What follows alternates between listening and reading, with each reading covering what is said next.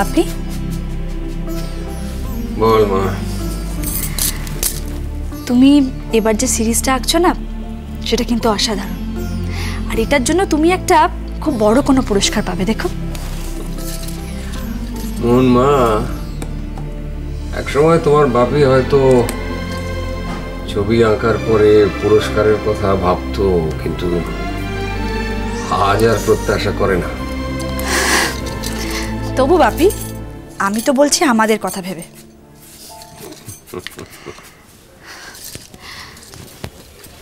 বাপি, আমি আজই চলে যাব। আজই? হ্যাঁ, অর্চিত তো কাল ফেরার কথা, আর আমি এমন হট করে চলে এসেছি, সবাই বারবার ফোন করছে ও বাড়ি থেকে। আজ কখন যেতে চাইছিস? আমি ভাবছি বিকেলের দিকে বেরোবো।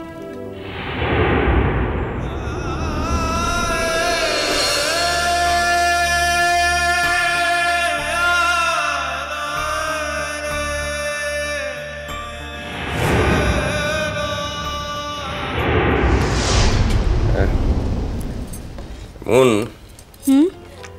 শোন, আমি বিকেলে তোকে নিয়ে যেতে পারি। বাহ, তাহলে তো ভালোই হবে। আমি অবশ্য মনে মনে একটু এক্সপেক্ট করেছিলাম যে তুমি গেলে ভালোই হয়। পারবো, যেতে পারবো। তাহলে তো আর কোনো চিন্তাই নেই।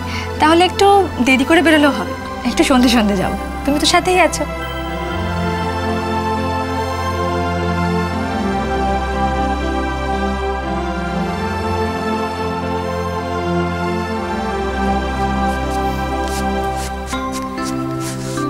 বাপি, কি রে মা?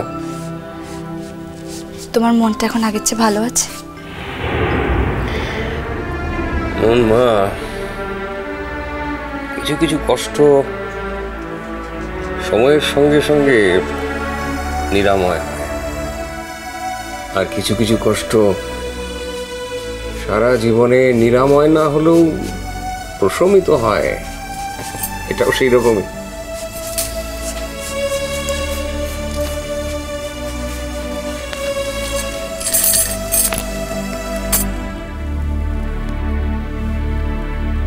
আমি জানি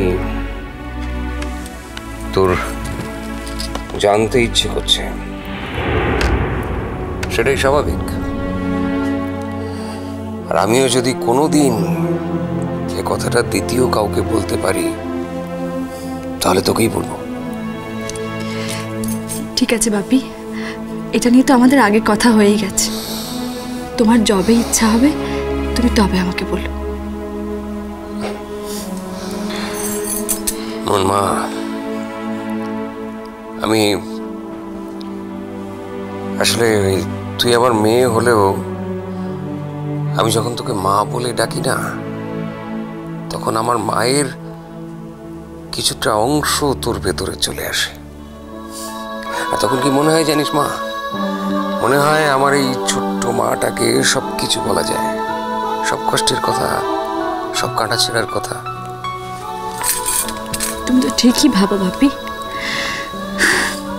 তবে কি জানো তো, যে কোনো কষ্টের কথাটা, যে কোনো কঠিন কথা বলতে গেলে একটু সময় লাগে, আর নিজের লোকদের বলতে গেলে তো একটু সময় লাগেই। তাই তুমি একটু তাড়াহুড়ো করো না। তোমার যেদিন ইচ্ছে তুমি সেদিন আমাকে বলো। বাপি, আমি তোমার সমস্যার সমাধান হয়তো করতে পারবো না, কিন্তু তোমার সমস্যাটা আমি শেয়ার করার চেষ্টা করব। আচ্ছা, সন্ধেবেলা যেতে হলে আমাকে একটু গোছগাছ করতে হবে। এ বাড়ি থেকে কয়েকটা জিনিস নিয়ে যাওয়ার আছে, আমি একটু প্যাকিং করে নিই। আচ্ছা মা, তোদের বাড়ির ওই বাহার লেখাপড়ার ব্যাপারে কিছু ভাবছিস তোরা? হ্যাঁ বাপি, আমরা তো ভেবেইছি ও যদি একটু ভালো নম্বর পেয়ে পাশ করে তাহলে আমি ওকে নিজের কলেজে ভর্তি করে দেবো।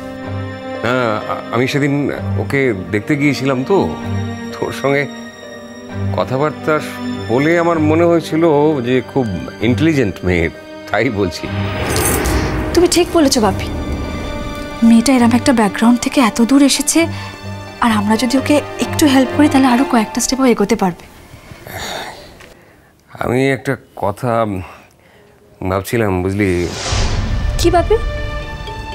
ভাবছিলাম যে সারা জীবনে তো সামাজিক কাজকর্ম করার তেমন সুযোগ হয় না, তো এই মেয়েটার লেখাপড়ার খরচ যদি আমি বিয়ার করতে পারতাম তাহলে অন্তত নিজের মনে হতো যে বাপি, একই তো কথা।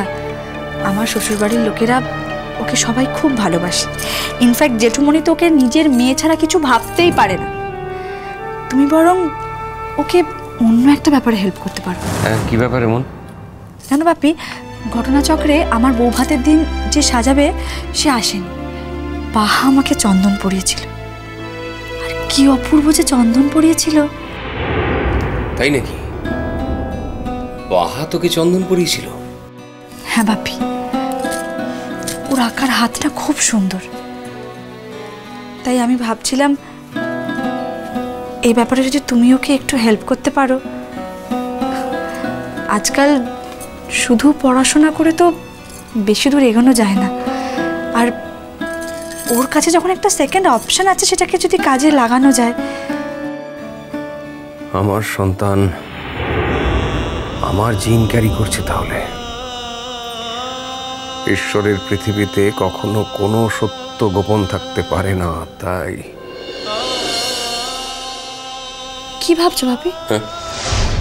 না, ওই আমি তোর বলা কথাগুলোই ভাবছিলাম, বুঝলি? ওই ভাবছি আমি ওর আঁকা দেখবো, বুঝলি? যদি দেখি ওর সত্যিই ট্যালেন্ট আছে তাহলে আমি নিশ্চয়ই ওকে হেল্প করব। ঠিক আছে ভাবি, আমি তাহলে এখন আসছি।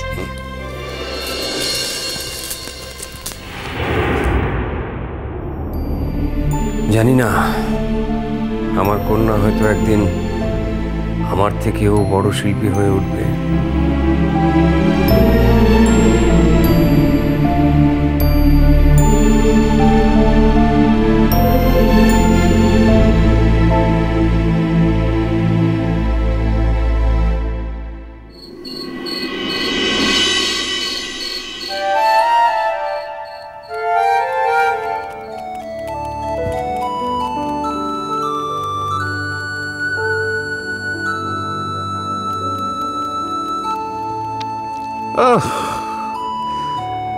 লেখাপড়া না করে করে একেবারে সব জং ধরে গেছে। প্রেজেন্ট কন্টিনিউয়াস টেন্স আর পাস্ট টেন্সে গুলিয়ে একবার আমার 14 গোষ্ঠী উদ্ধার করে ছেড়ে দিয়েছে। কুথাকে? আমার মাথাকে, আমার মুন্ডুকে কুথাকে সব ভুলভাল লিখে আবার জিজ্ঞেস করছে কুথাকে।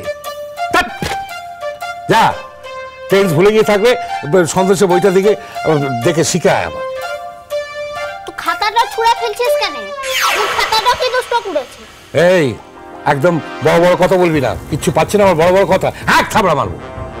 দিদি ভাই, ও দিদি ভাই, বলছিলাম মল্লিক গিন্নিকে একা বললে তো চলবে না, তার মেয়ে এসেছে তো, মেয়েকেও তো বলতে হবে গো। আরে রান্না কি হবে তাই তো এখনো ঠিক হলো না। দাঁড়াও, আগে পুজোতে কি কি লাগবে সেগুলো তো বলে দিলাম। এবারে আমরা লোক সংখ্যাটা ঠিক করে নিই না। ও মিস্টার প্রো, ভালো কথা মনে পড়েছে। দেখো, মনে থাকতে থাকতে তুমি ঠাকুরমশাইকে খবরটা দিয়ে দিও ভাই, ওরা তো শেষ মুহূর্তে ঠিক ডুবিয়ে দেবে, আমি তোমার বলছি। হ্যাঁ দিদি ভাই, কমলিকার বাপের বাড়িতেও তো বলতে হবে। হ্যাঁ, সে তো বলতে হবে, এটা তো আসলে মেয়েদের ব্রত, মেয়েদেরই বলতে হয়। তোর মাকে বলবো খন? না, ওর ঠাকুমা আর পিসিমাও তো এখানে এসেই রয়েছেন এখন।